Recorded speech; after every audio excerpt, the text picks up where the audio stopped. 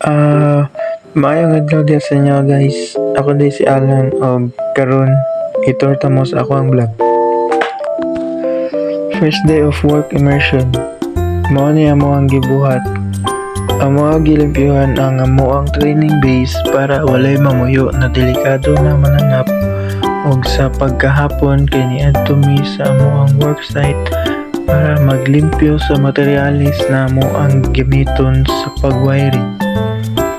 O sa day 2 ug day 3 guys, nagsugod na mi og bangag para diha na mo butang ang flexible pipe.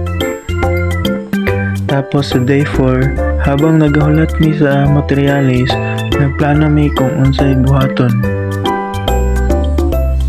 Og sa day 5, kay nagkumbati na pud mi, amo nagibutangan og flexible pipe ang katong gibangagan namo, tapos amo dayon giwiringan. Sa day 6 kay gibitudluan mi ni Engineer Salon about sa power wheel, kung unsaon pag-solve og gitudluan mi niya sa mga formula sa power wheel. Tapos pagka day 7 is niadto mi sa ilang, kaya moa tiwason ang pagputang sa meter base ug amoa sa giwiringan.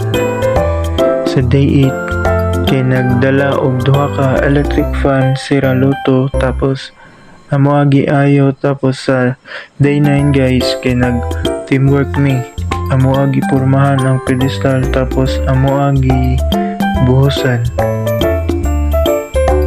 Dayon pagka 10 days, last day na sa amo ang work immersion guys, kay nag isa-isa mi og introduce about sa unsa amo ang natun-an sulod sa 10 days sa amo ang work immersion. Tapos diri guys, nagdakanya namig uli.